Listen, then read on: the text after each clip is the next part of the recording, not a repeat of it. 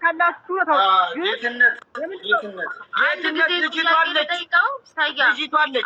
ያ ማለት ይኸውልህ ከጂጃ ወይም ደግሞ ከመችን ያምጣው እዚህ ጋር እንደ ገጠር ሊያሳምን ነው። ተክለ ይመችን ያምጣው እዚህ ጋር ይመችና በለው ይመችን አምጣው። ቋንድ ተረጋጉ። ማነክ ጌትነት ከቻልክ ይመችን አምጣው።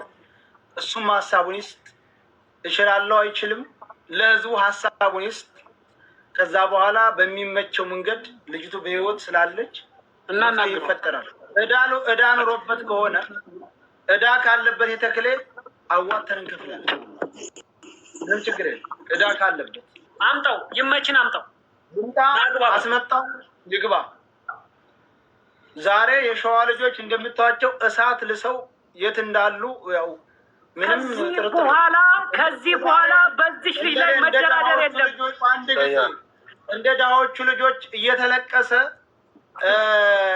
ይመች የልጅን ነገር እየተባለ እየተንቆላባበጠ እሱ በበደለ ላይ ተበዳይ ሂዶ ሁልጊዜ እሱ ላይ እያለቀሰ ልጆቻቸውንም አጥተው እንባቸውን ፈሶ እሱንም ተለማምጠው የሚቀሩበት ዘመን ወይንም የሚቀሩበት ታይም አይደለም ይሄ ታይም በቃ።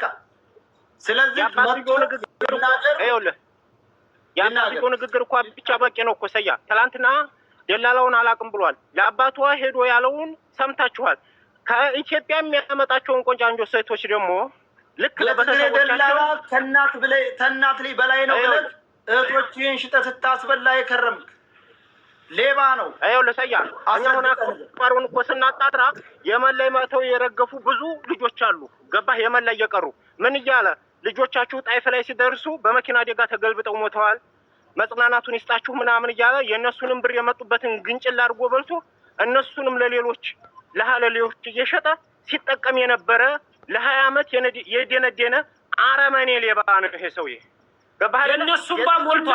የእነሱም ባ ሞልቷል። አሁን ከዚህ በኋላ ሞልቶ የፈሰሰበት ሰዓት ነው። መጨረሻው ደርሷል። ና ግባ በለው። ጌትነት ይመች የሚባለውን ግባ በለው። ጋይስ ሰያ ይሰማል። ቀጥል እስቲ። የዘመነ ወንድም የምትባለው ስም እንትን ያልከው ልጅ ይመችን አምጣና አስገባው እዚህ። ምናልባት ያለብህ ዕዳ ካለ የተቀበልከው ነገር ካለ እሱ የገንዘብ ጉዳይ ነው። ካልሆነ ግን የሸዋ ልጆች ብቻ አይደሉም በዚች ልጅ የሚናደዱት የሚቆጩት። 120 ሚሊዮን አማራ አይን ከዚች ልጅ አይንም። እሺ እስከ ዛሬ የጠፋው ነፍስ ሁሉ እናንተ ጋር እንደሚመጣ ማወቅ አለብን። እያንዳንዱ አልቅሶ የቀበረ እርሙን ያላወጣ ሁሉም በየቤቱ ነው እያለቀሰ በልጁ ያለ ሰው አንተ ጋር ነው የሚመጣው። ልጁን አምጣው፣ ይመችን አምጣ፣ አስገባውን መልሱን እሱ እንዲመልሰው ነው የምናደርገው። አንተ ጋር ብቻ አይደለም። ሸር አድርግለት። አካውንት ከሌለው አካውንት ስጠው፣ ይምጣ፣ ይጠየቃል። ካልሆነ ግን የሸዋ ልጆች ብቻ አይደሉም። የሸዋ ልጅ ምን ማለት ነው? 120 ሚሊዮን አማራ በዚች ልጅ እያለቀሰ ነው። እህታችን አለች በህይወት ሞታለች ብላችሁ እናንተ ላለማፈር ዛሬ ገለብት ቀብራት ማንም የሚምርህ። ስለዚህ ኬፉ ልጅቷ ብትገኝ ጦታችን ነው። ገብቶሃል? ካለች በህይወት ስለ ልጅቷ አታውራ። ይመችን አምጣው፣ ደውለለት፣ አስገባው።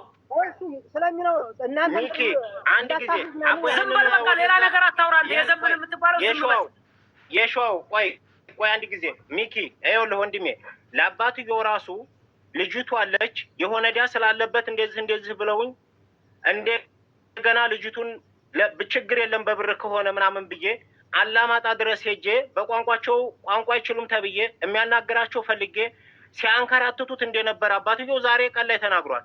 እኔም ጠዋት ጀምሬ ስናገር የነበረው እባካችሁ ዛሬ ነገ ምናምን ወሬውን ትታችሁ 24 ሰዓት 25 ሰዓት የሚባለውን ትታችሁ ይመች የሚባለው ሰውዬ ቤተሰቦች ይያዙ ነበር ስለ የነበረው። ገባህ አይደለ? አሁን እያደር ብዙ መረጃ በውስጥ ይህን ነገር እኛ እዚህ ሚዲያ ላይ ወተን ስንናገር በውስጥ የላኩልን መረጃ የእህቱ ፎቶ የልጁ ፎቶ ምናምን ታሪኩን በደንብ አድርገው እስካሁን ሲያወሩን በውስጥ በሌላ ስልክ ሲያወሩን ለ20 ዓመት ሙሉ የሸዋን ልጆች በሱ የሚመጡ ልጆችን እንዳለ ቆንጆ የተባሉ ሴቶችን ለየመኔዎችና ለኦሮሞዎች ለትግሬዎች እየሸጠ በእነሱ ደም እየነገደ የእነሱን ብር ከቤተሰቦቻቸው እየበላ በጣም እስከ አፍንጫው ድረስ ብር የተሸከመ አጭበርባሪ ሌባና በሸዋ ልጆች ደም የነገደ በጣም በጣም አረመኔ ጋጠወጥ ደም ያሰከረው የሰይጣን መንፈስ ያለበት እህት አለኝ ብሎ የማይሸማቀቅ ፈጣሪ ከኔ በላይ ያለ ብሎ የማይሸማቀቅ አረመኔ ጭራቅ የሆነ ሰው ስለሆነ የዛ ሰውዬ ቤተሰቦች ተይዘው እናናፍጠዋለን። ግን ሌላ ነገር አባትየው ደግሞ ቅድም ሰይድ እንዳሰማው ቅሬታ ካለው የሆነ ነገር አልፈልግም የሚል ከሆነ ከቤተሰብ በላይ አይደለም። ቤተሰቦች ደግሞ ይሄንን ነገር አሳልፋችሁ የምትችሉትን ሂዱ ካሉን እኛ በደንብ አድርገን እናናፍጠዋለን። አባትየው እንዳሉት ልጆች ነው የሚባለው ሰው ልጅቷ እንዳለች እያወቁ እንድርስ አባትየው ያሉት ነገር አለ። አባትየው የይመችን ቤተሰቦች እንድተዋውቃሉ ሸዋሮቢት ያሉትንም ራሳ ያሉትንም ያውቃሉ። ቤተሰቦቹ ላይ ደውዬ እንደዚህ ብዬ ስነግራቸው ደውለን የሚችልና እሱ ከሆነ ደውለን መላ እንዲፈጥር እናደርጋለን ብለውኛል ብሏል። ሚስቱ ደውላ ቤተሰቦቻችን በሽማግሌ እንዳትይዝ እውነቱን በሶሻል ሚዲያ ወጥቶ ለህዝቡ ያብራራል ብላለች ብለው ነበር አባቱ የሃናን አባት። አሁን የልጁ ሚስት ማለት አሁን የት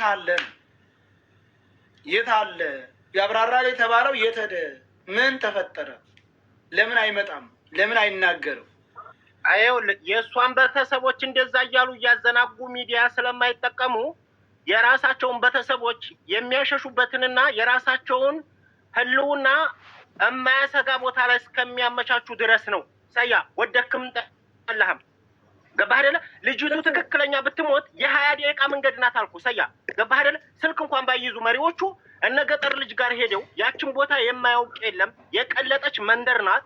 እዛ ቦታ ላይ ሄደው የ20 ደቂቃ መንገድ ናት። እንዲያውም ወደ ልጅቱ ሲኬድ ማለት ነው ሰያ 10 ደቂቃ ራሱ አይፈጅም። ቦታውን እናውቀዋለን፣ ሄደንበታል። ቪዲዮ ልጅቱ ሞታለች፣ ጠበቅናት፣ ሞተችብን። እናንተ ማየትም ማመን ስላለባችሁ ኑና ልጅቱ ነው ይላሉ። ደላላዎቹ የመን ላይ ያሉት ኃላፊነት አለባቸው። ሌላ እንኳን ባይችሉ የመኒዎች ራሱ መላክ ይችላሉ። ሄደንበታል፣ ቦታውን እናውቀዋለን። ይህን ስራ እንዲሰራ የሚያደርገው ደግሞ ይመች የሚባለው ነው። ይመች ደግሞ እንደለመደው እንደሌሎች ልጆች በሚዲያ የማይታወቁ ቤተሰቦቻቸው ሚዲያ ላይ ወጥተው መናገር የማይችሉ ልጆችን የቤተሰቦቻቸውንም ብር እየበዘበዘ እነሱንም በብር እየሸጠ ሲኖር የለመደ ሌባ እንደስከዛሬው መስሎት የዲሃዎችን ዛሬ ጥሎታል እዚህ ሶሻል ሚዲያ ላይ። ወደክም ጠላህም የልጅቱ ህይወት አንድ ነገር ይኸውልህ፣ አባትዮ ፈቃደኛ ከሆነ ልጅቱ እሾክ ቢወጋት 7 ትውልድህ እንደሚጠፋ ነው እኔ አስረግጬ እየነገርኩ። እሺ አሁን ዛሬ የሸዋን አማራ ስታስለቅቅ የነበር አረመኔ ነህ። አንድ ጊዜ ያዘው። እሺ ጌትነት አሁን ይመችን ታመጣለህ አታመጣም? እሱ ነው ጥያቄ። ጌትነት አሁን መልስልን። ማለት ነው። አዎ ጌትነትን አምጣልን። ይምጣ፣ ይግባ፣ ማብራሪያ ይስጥ። መቼ ይቻላል? መቼ ያመጣታል? መቼ ይለቃል? አምጣው እንጂ ይመችን እኮ ነው። እየጠበቅን ነው። ና በለው፣ ደውለን አመጣው። ከየትንም አመጣው። ተደዋውለን ነበር ብለሃል ቅድም አይደል? እሱ ቤት ነው አይደል? አንተ ያለው እሱ ቤት ነው እኮ ያለው። ሰያ እሱ ቤት ታዲያ ብኖር ጌትነት አንድ ጥያቄ ልጠይቅህ። መሲ ቆይ አምጣው፣ ይምጣ፣ ማብራሪያ ይስጥ፣ ይምጣ። ደውለን አበለው የተፈለክ ነው ብለህ ይምጣ። እያየ ነው ግን ይግባና ማብራሪያ ይስጥ። ሲጀመር ሰያ በሌላ አካውንት እየተከታተለ ስለሆነ በደወል ትችላላችሁ። ገብቶሃል? ቁጥሩ አለ። አላነሳልን፣ እኛን እኮ አላነሳልን። ለምንድን ነው የማትደውለው? አንተ እኮ የዘመነ አንተ እዚህ ጉዳይ ውስጥ እኮ አለህበት። የአንተን ቤተሰቦች አንፋታም። የት ቀበሌ የት ጎጥ እንደሆነ እየተከታተልናቸው ነው።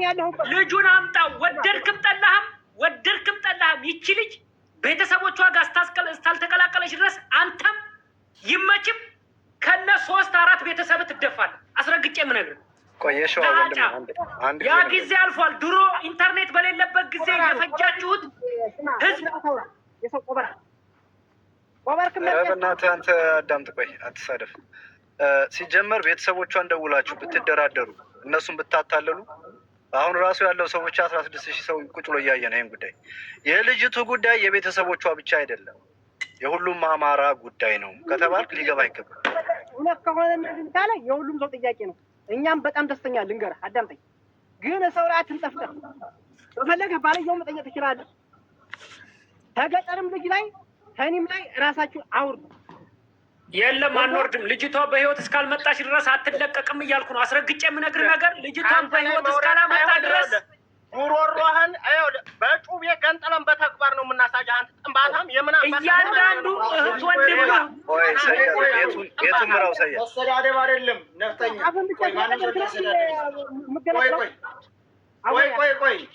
ቆይ መሰዳደብ እና መዛዛት አይደለም እንጂ አንድ ጊዜ ማነክ ቆይ ጌትነት ቆይ እህት ልጅቱ የሁላችን እህት ናት። ከኛ ይበልጥ ይሄ ጉዳይ ተጣርቶች ላይ ብትለቀቅ ከኛ ይበልጥ እናንተ ናችሁ ታማኝነታችሁ የሚቀጥለው። ገብቷል አይደለ? ከኛ ቢበልጥ ለእናንተ ናት ቅርቡ። ቆይ ለእናንተ ቅርብ ናት ከኛ በልቆ አንድ ጊዜ እሺ አውራ ይኸውልህ እንደዚህ አይነት መዘዝ ውስጥ የገባሁት በባልየው ምክንያት ጉዳይ ነው። ገብቶሃል? ይሄን ሁላ ነገር መከራ እናንተ እኛ ወንድሙ ሄሎ አብሮ ይስጥልን። ሬሳ መጥቶ ከኢትዮጵያ ይምጣና ሰው ያንሳላችሁ ሲላችሁ ልጅቷ እንዳለች መጠርጠር ነበረባችሁ እንደ ሰውኛ። እስኪ ለሬሳው የሚቀርቡት እነሱ ናቸው ወይስ ከኢትዮጵያ መጥቶ ነው? ስለዚህ እየሸወዳችሁ ስለሆነ እናንተም ሸውዳችሁም ሆነ ምንም ብላችሁ ቢሆን ሌላ ደም ከምትቃቡ ልጅቷን አምጡ። ይሄ ግልጽና ግልጽ የሆነ ነገር ነው። መቼም ልጅቷን እውነት ቢቀብሯት የእውነት ቢሆን ከኢትዮጵያ ሰው ላኩና ፎቶዋን ሳይሏችሁም እስከዚህ ድረስ ነው የተናቃችሁት። የምር በጣም ተንቃችኋል። እስኪ ወንድነት ይሰማችሁና ተክሌን የሚባለውን በወንድነት አናግሩና በብርም አናግሩና ልጅቷን ይልቀቅ። አለቀ። በብርም ከሆነ ያገቷት እናዋጣለን። አምጡ በስርዓት ልጅቷን በቪዲዮ አውጧት። አዎ ታግቻለሁ ብላ ቪዲዮዋን ያሳዩን። የፈለገውን ብር ይሰጠዋል። ታግታ በብር ምክንያት ከሆነ የታገተችው ገብቷል። በቪዲዮ ይዘዋት ይውጡ። በዚህ በስርዓት እንዳለች ቀኑን ደቂቃውን ጠቅሳ ቪዲዮ ላይ ትናገር። በቪዲዮ ወጣ የፈለገው ነገር ይዋጣል። አለቀ። ከዛ ውጭ ግን ይመችም ሸሽቶ የትም የሚያመልጥበት ጉዳይ የለም። አክስት አጎት፣ እናትና አባቱን ቢያሸሽ አክስት አጎት ነፋለሁ። እያንዳንዱ ቤተሰብ ጆሮውን ይያዛል። የማይሆን ነገር ላይ ነው አሁን ያላችሁት። ድሮ ኢንተርኔት፣ ስልክ፣ ቲክታክ በሌለ ሰዓት ህዝቡን ፈጅታችኋል። ስፔሻሊ የሸዋን ህዝብ ፈጅታችሁታል። ዋና መቀመጫችሁን ሸዋሮቢት ውስጥ አድርጋችሁ የኖርባኑን የድሃውን ልጅ እያስጨረሳችሁ ያላችሁት ሸዋሮቢት መሀል ከተማ ላይ ቁጭ ብላችሁ ነው። እያንዳንድህ እየተጠና ነው። ከዚህ በኋላ እሱ አቁሟል። አሁን ማድረግ ያለባችሁ በዚህ ፍጥነት ልጅቷን በህይወትና በህይወት ከቤተሰቦቿ ጋር የመቀላቀል ኃላፊነት በመጀመሪያ ደረጃ ይመች ላይ ነው። ከዛ ውጭ ይመችን የማምጣት ግዴታ አለብህ አንተ። ናግባ በለው። ቀልድ የለም። እንደዚህ አውርተን የምንተውበት ሰዓት አይደለም። የፈለገ 20 ዓመት ሙሉ ያካበተው ብር የትም አያደርሰው።